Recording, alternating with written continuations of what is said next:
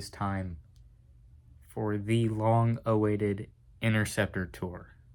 Have them all lined up from what I built first to my most recent. Alright, I'm not gonna keep you guys waiting any longer. Let's start right with the very first, Commander 1. Now, obviously, it's not the same as when I first built it. There's been some changes. Just say its first ever intercept didn't go well. It got lofted and it sat rotting away for 2 years. It was held together with tape. It's a little banged up right now because yesterday Tej accidentally sat on it. But hey, it's whatever. Nothing we can't fix. Added a deployment system so that way it can actually anchor itself. The original version 1, didn't have a deployment system, and that was its demise. It was also taped together, and it was extremely light. So when I restored it, I hot glued it together. I gave it an interior. I gave it a deployment system. I even gave it a mesonet.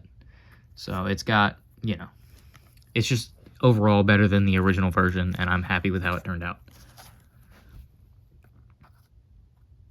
I do need to fix that. And old reliable. This is the interceptor that I used for such a long time, and it's been pretty much untouched other than the spikes. Those were changed. But this is Commander 2. Old reliable, as I like to call it. I made this same day that I made Commander 1, believe it or not. After Commander 1 failed, I was like, okay, I need to use hot glue and make it better. This is what I did. I decided to go with the teardrop shape because, I don't know, I guess teardrops are aerodynamic, even though this is not aerodynamic whatsoever. But this is Commander 2. Deployment system, just 4 spikes. I don't have any videos of its original intercepts with its metal spikes. Heck, I don't even have any videos of it intercepting with its wooden spikes yet. So I'm going to have to do that. I will make a short with the interception. But this is Commander 2. Chassis is off a VW bug. This is the original chassis that this was originally on, but when this failed, I just took the chassis and glued the body around it. There's no weight. This doesn't weigh very much at all. As a matter of fact, the weight I put in this is heavier than this entire thing. Okay. Yes, believe it or not, Comrade 1 came after Commander 2. So Team Comrade was supposed to be like a branch of Team Commander. It's going to be like a cousin of some sort. We all know how Comrade 1's first intercept went. I also hated the paint scheme at the time, so whenever I upgraded it, I did all kinds of stuff. I gave it a new mesonet, gave it new spikes, and then I gave it a new paint scheme. That's new. The blue, all the blue, except for this right here, is all new. I hated the orange because it wouldn't show up. Taillights are now red instead of orange, and cannot forget about the chassis. It originally sat on a Toyota Supra chassis, believe it or not. Yeah, it sat on a Mark V Supra chassis. But this time, I gave it a chassis from a Mercedes Sprinter van, and I lengthened it. So that way it would have, you know, it'd be more stable. It'd have a longer wheelbase. But that's Comrade 1. Now, this one you guys haven't seen. This is the Scout that I bought for Team Commander.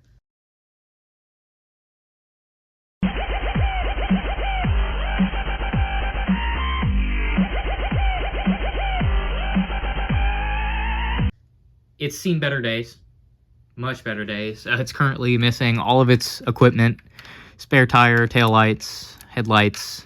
It's covered in dirt. But this is our first Scout. You can see the detail I added right there. It's supposed to be hail damage.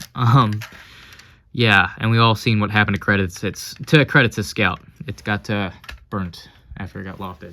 But this guy's not really important. It only had 1 or 2 intercepts, and it didn't really fare too well, as we can see here. Okay, yes, the MiniDOM 1 came before a majority of my current interceptors, believe it or not. I 3D printed it a long time ago, and I recently found it, and I redid all the details, and here it is. It's cute, it's adorable, it's tiny. MiniDOM 1. And yes, Groundhog 1 came before Commander 3. It just wasn't finished. I started it and it sat, and I was like, you know what? I'm gonna finish this. I'll put the original photos of what it looked like before I finished it. But this is Comrade, what? No, this is Groundhog 1.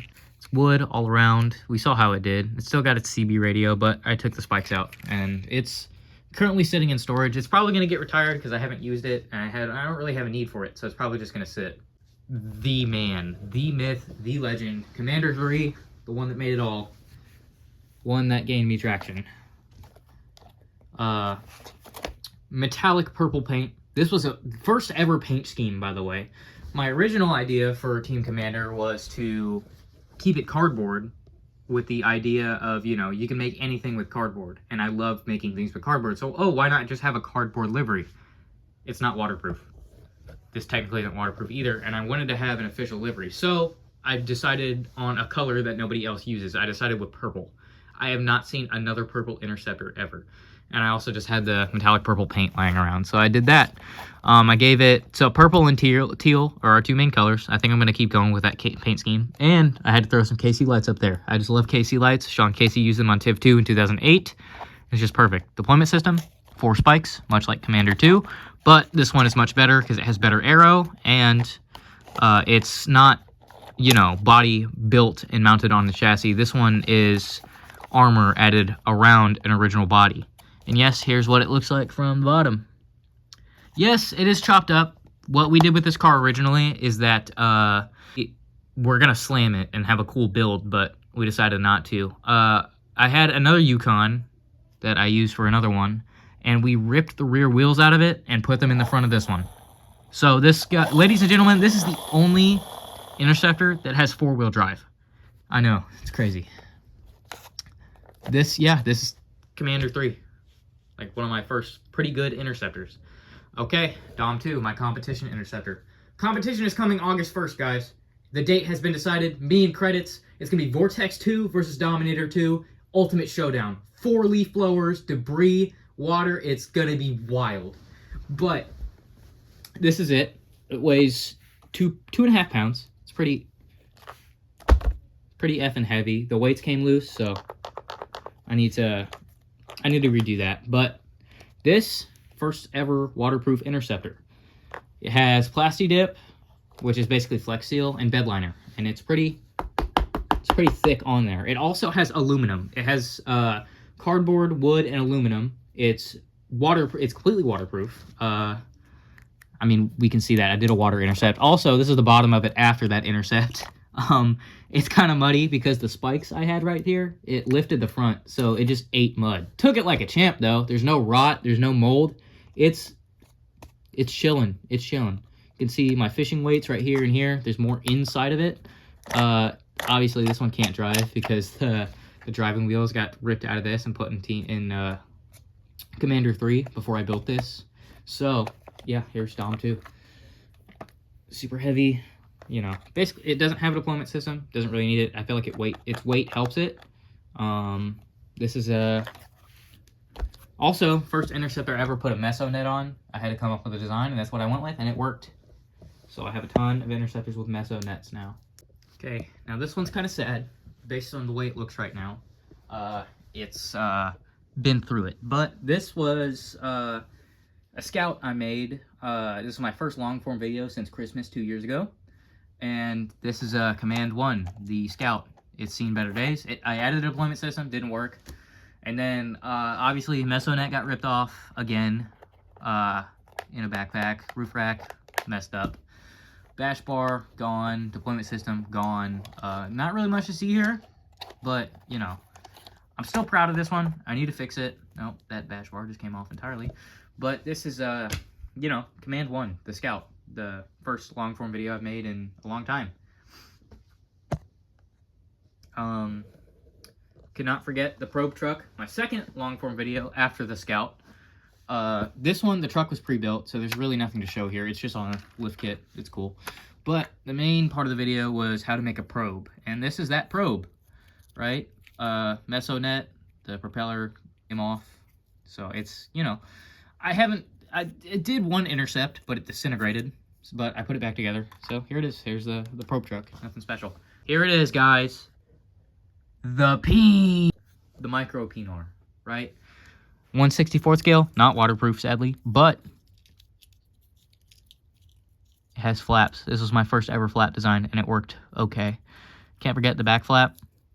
This is basically just TIV 2 from Temu, right? It has the turret, but this was a continuation from Micro Pinar 1, which got lofted and burnt. But here's the second version, much safer, much safer. This one actually has a deployment system. And, dude, it's just cool. I was not expecting to get so much traction from the first one, so I built the second one on stream. This was just like a... Dude, I did this in like maybe 20 minutes. But everyone was like, bring back the Micro Pinar 2. So I made Micro Pinar 2. Here it is. It's peak. I don't care what anybody else says. Then we have the NATO, our version of the Dow. I haven't shown it that much. I'm not too big of a fan of it. I mean, it's cool, but I'm not a huge fan of it. So that's why I don't really show it all that much. But here's the NATO, right? This was my first, like, way to try and interact with the community. And I said, first 5 people to comment on this gets their name in the back. Here they are, guys. Shout out to all these people. Right? Do not follow? Then this, the main attraction, the mural. I worked so hard on this to make it look good, and it worked. Also, look at these wheels, dude. Got, like, that 70s muscle car wheel. I love that. Can't forget our speaker. Blast our music. We have our Doppler. And then NATO, since we're network and Doppler operation. This is basically the communication center. So, right here, into the NATO. And we have an actual compass in here. We have a working compass inside of the NATO. This one also has an interior. Red bench seat, steering wheel. Yeah. This is the NATO. It's really also custom chassis and wheelbase. It's whatever. But yeah, the NATO. My first interceptor with airbags. Vortex Killer. It failed on its first intercept. But my first interceptor with airbags. It's kind of cool, I guess. I'm not the biggest fan of this one. I don't really like how it looks with how I designed the front. It just, I don't know. I mean, it's alright. You guys liked it, which is good. So, airbags, right? It's just a literal syringe, right? And it just, right? This one has claws. Sorry, NATO.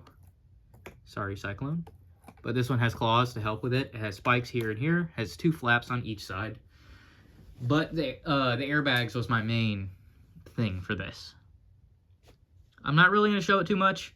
I mean, there's no need. I made a couple videos on it. But it has an actual metal grill, which is cool. It has windows now, also, to help air get out. I mean, to help keep air out.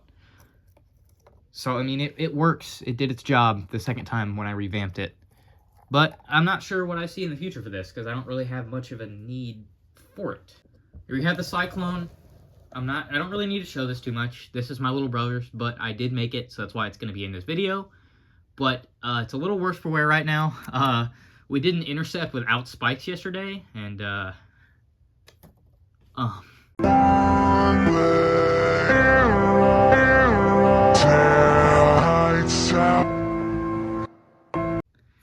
yeah, and then the back flap is also off. But this run really isn't important. I don't really need to show this one because it's my brother's. But it turned out good. I'm happy with it. It's waterproof. So yeah.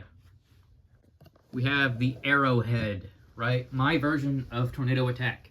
Based off of a 1967 Ford Mustang. Technically a Shelby GT 500, or is it a GT 350? I don't know, either one, either or.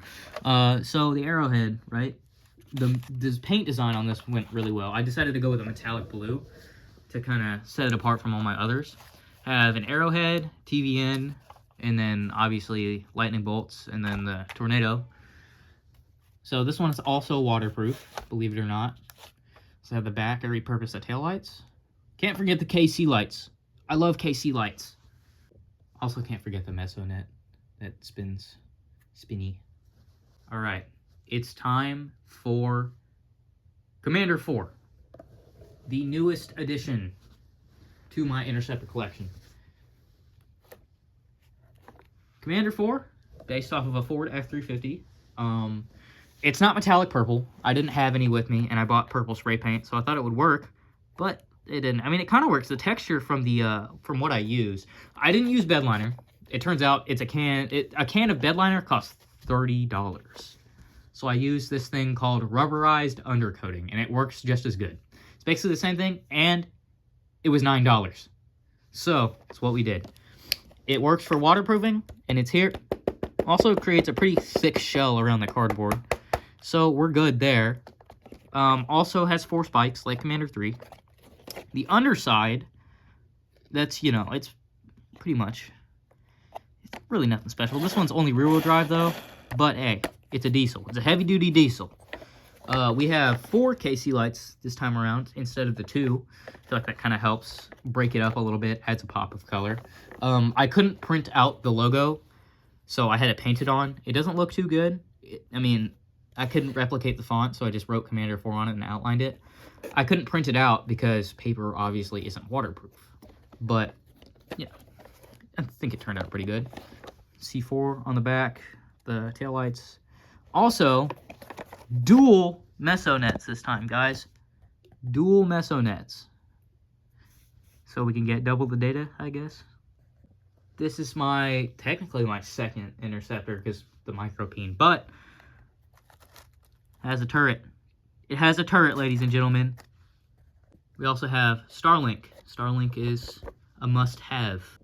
This is longer, somewhat wider, and taller than Commander 3. And it's waterproof. Yes, we finally have a Commander that is waterproof, guys. Oh, God. Finally, the comments can stop. This also has a higher threshold than Commander 3.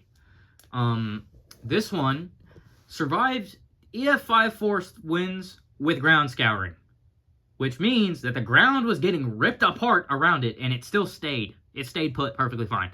It survived the side winds, too. It survived the side winds. It did move a little bit, but it didn't get lofted, and it didn't slide. It flexed. It flexed. And it's, look, I mean, just look at it, guys. Look at it. It's just a bigger, better version of Commander 3. With that, that is our interceptor tour. Long awaited. This video is probably going to be super short because I don't really have a ton of time. I don't have a ton of time on my hands to make videos with, you know, Tej and whatnot. But I wanted to get a long form out because I've been keeping you guys waiting for quite literally a month. And it's probably about time I make a video. So, yeah, here's the interceptor tour that you guys have been wanting. It's here. It's finished. So, I hope you enjoyed the video. Just leave a comment. You know what to do. You guys have been here long enough. Bye.